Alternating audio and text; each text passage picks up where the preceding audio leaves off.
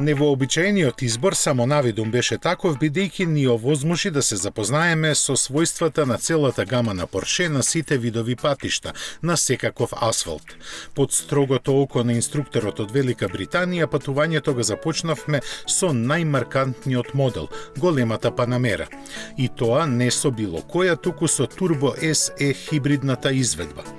Незиниот електромотор од 136 коњи безшумно и 100% еколошки не извлече од градските улици на автопатските широчини, каде на сцена стапи 4-литарскиот твин турбо V8 агрегат.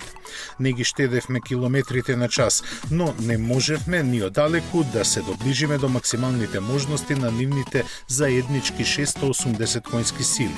Затоа се препуштивме на уживање во возењето, кое 5-метарската лимузина несебично го овозможува. Чепкавме малку и по сетинзите на возилото, колку да ја видиме разликата, а таа, верувајте, на вистина се забележува и тоа веднаш. Она што не го забележавме е како бргу ни помина времето во возењето до Тетово, каде ја одстапивме на нашите колеги. Не бевме воопшто разочарани затоа што според однапред одредениот план за возење, во наредните километри за нас беа резервирани две верзии на легендата 911. Првата беше во основната карера S изведба, а втората во повеќе посакуваната 4S варијанта. Во своето ново издание и двете не воодушевија, но за нив нема да зборуваме сега, бидејќи за блиска иднина ви подготвуваме посебно изненадување. Затоа директно ќе се префрлиме на најмалите членови на семејството на Порше, моделите 718 Кајман и Бокстер. Иако познати веќе 3 години, да не оставите за нив, ќе зборуваме до утре наутро.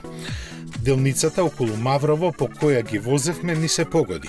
Таа во целост одговараше на нивните способности, а одличното време не предизвика и да го спуштиме покривот на Бокстер. Во таков амбиент имавме доволно време да ги комплетираме впечатоците за нив, дури и оние за перформансите. За жал, бидејќи возевме во колона еден за друг, не можевме целосно да ги почувствуваме, но моментите што ги украдовме ни покажаа дека двете мали ѕверки на Порше достојно го носат наследството на марката. Посебно Бокстер, кој беше во GTS изведбата, која во согласност со отворената каросерија ни покажа дека возењето со него може да биде и грациозно. За секоја пофалба е хармонијата што инженерите на Порше ја имаат постигнато меѓу динамиката при остри реакции на свиоците на кајгаличник и гладкоста со која се движеше на ретките парчиња мазен асфалт околу Мавровското езеро. Пргавоста на неговите 365 коњи не ја засени ниту кучавота од ветерот околу ушите.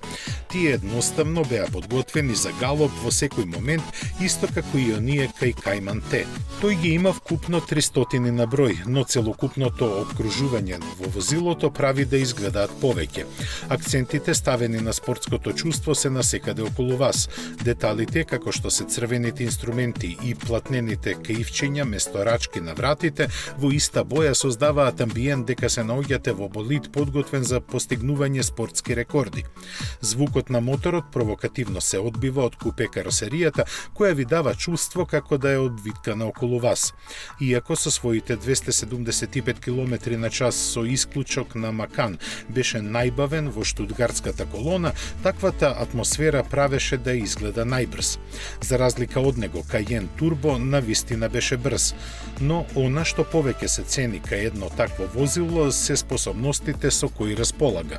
Иако ги има, не мислиме на теренските можности, туку на се она што ни овозможува максимум релаксирано и безбедно возење на автопат. Списокот опрема е долг и на него има се што човек може да посака, од head-up дисплејот до инфрацрвената камера за побезбедно возење ноќе.